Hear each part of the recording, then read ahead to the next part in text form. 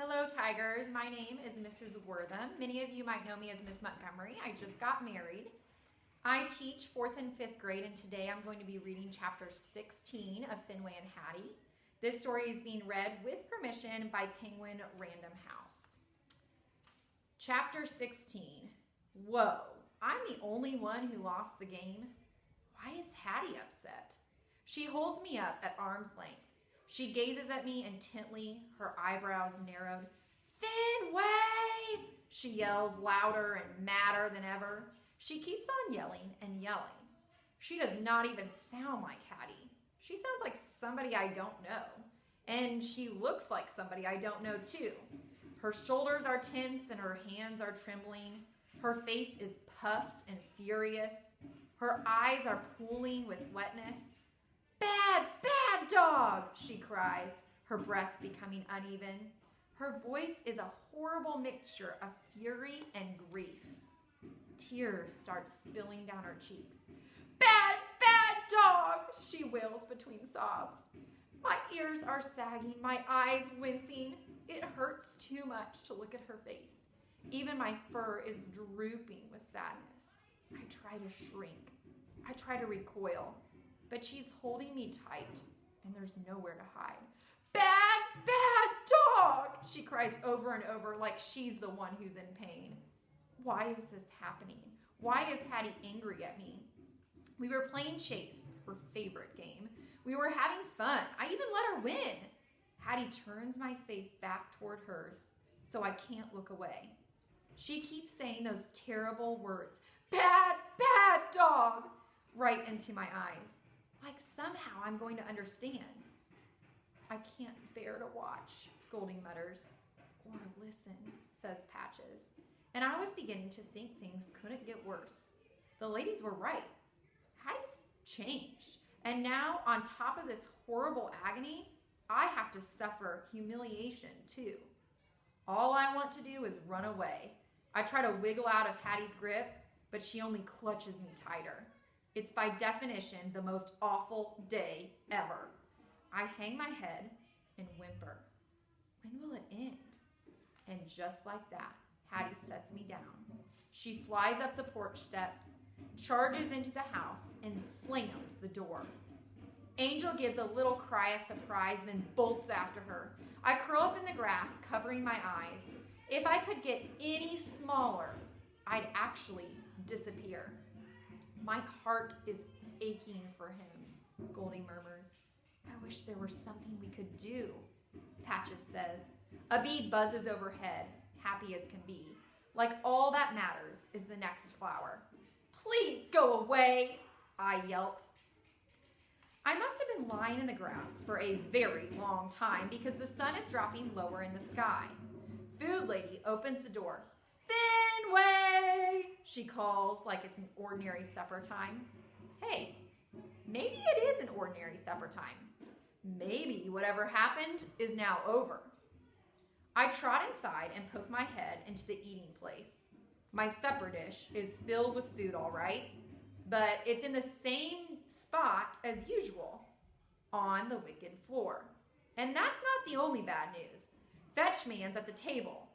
But where's Hattie? Is she gone? I must find her. I blast around the corner and fly up the stairs. When I get to Hattie's room, I'm wildly out of breath and wildly relieved. Good news, she's in there. I want to dance around in celebration, but something horribly suspicious is going on. Hattie is opening drawers and packing things into a bag. I go to inspect them, but she grabs my collar. Stop it, she scolds, pulling me away. She grabs a rolled up blanket from the closet. I chomp one end for tug of war, but Hattie sneers. Stop it, she yells again. I slink back. Hattie's upset, and she's packing things. It can only mean one thing. She's leaving. She must be stopped. Food lady and fetchman are either unaware or not up to the task. As usual, the job falls to me. If only I knew what to do. Hattie grabs her cap and goes to toss it into the bag with her other stuff. But then she stops. She scowls and tosses it on the dresser instead. She looks around the room as if searching for other things to pack.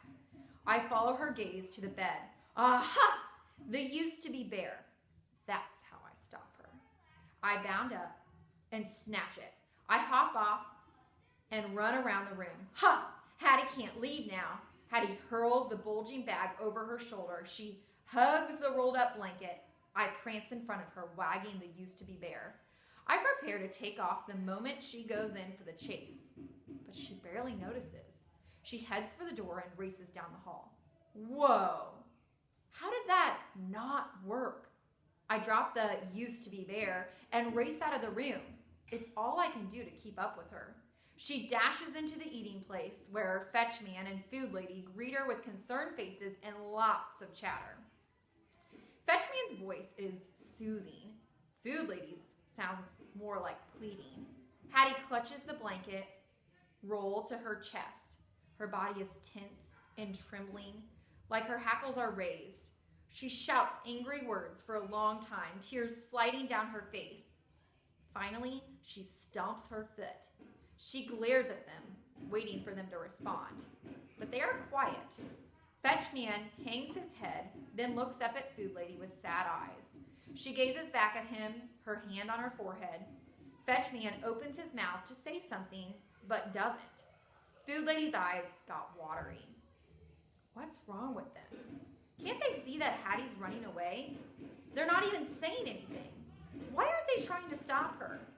Food Lady shrugs her shoulders like she has no choice but to give up. Fetch Man sighs loudly and puts his arm around her. Let her go, he says. I have no idea what he just said, but they're not doing a thing. They're just letting her go. Hattie can't leave. I must find a way to stop her. Fetch Man speaks to Hattie in a warning voice. He goes to a cabinet and takes out a small light. Food Lady opens another cabinet and pulls out a bottle that I recognize right away.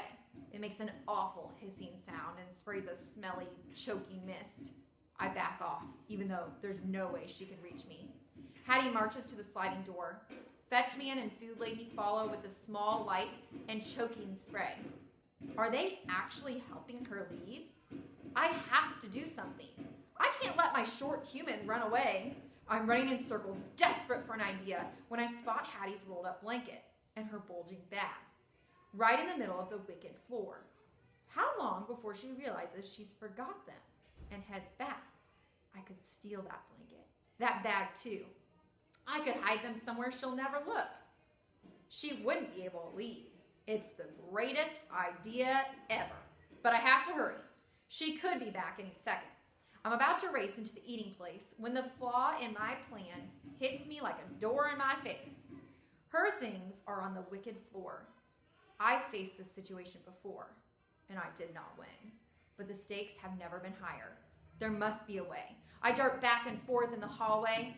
How can I force the wicked floor to surrender Hattie's things?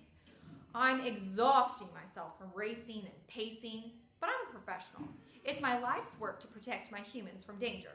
I can't let a wicked floor keep me from doing my job. I swipe a paw across its evil surface.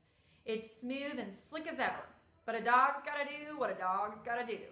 I plant both paws on the floor's gleaming wickedness. Instantly, my brown paw slides away. The white one buckles awkwardly under my chest. I crumple, splat, across the doorway.